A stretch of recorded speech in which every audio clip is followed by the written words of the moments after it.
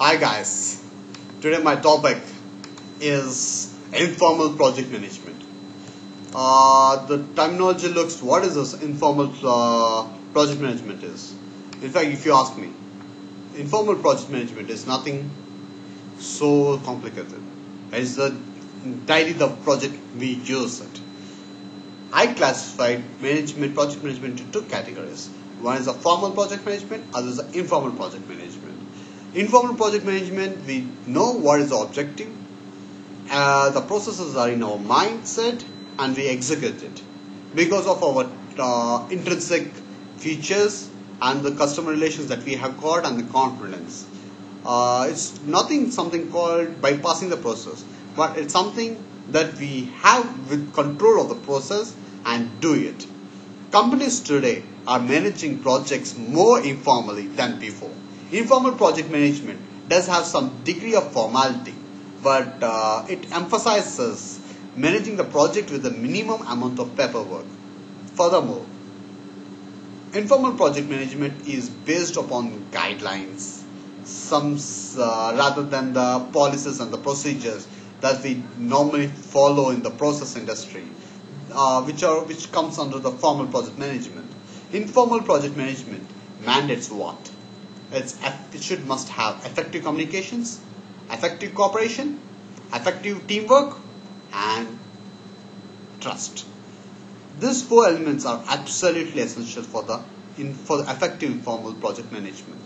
Why it is so essential? So let's have a look.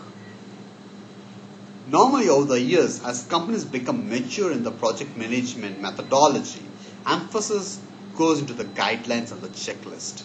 Suppose, initially, if you see in the 1970s, we used to have a life cycle phases of the project.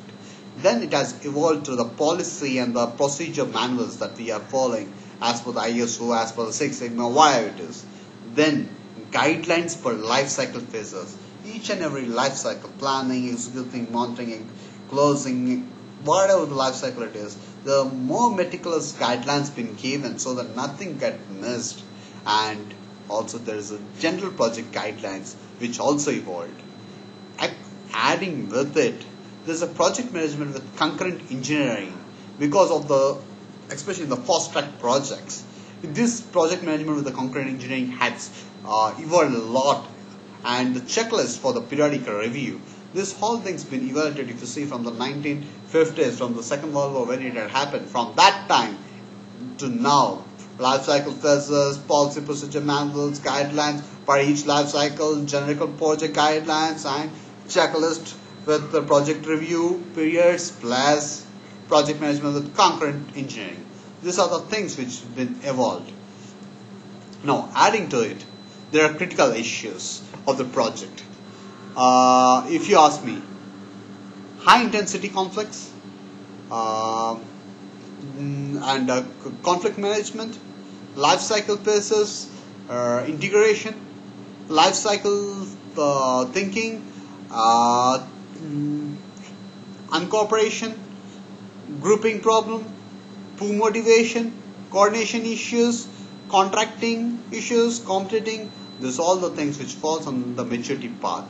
So this, when you have this all into the control, so informal project management comes into the picture. And the informal project management normally goes for small projects as well as for the fast tracking projects. And when you get the sub projects also to complete in a defined time span, there also informal project management happens when people expect for the results rather than the process. As a final note, all the companies have the luxury of using informal project management. Customers often have a strong voice in whether formal or informal project management will be used, but it's based upon the decision and the vicinity that we need to think and we need to use accordingly. I hope the session really would have helped you guys. Any issues, just let me know. Thanks.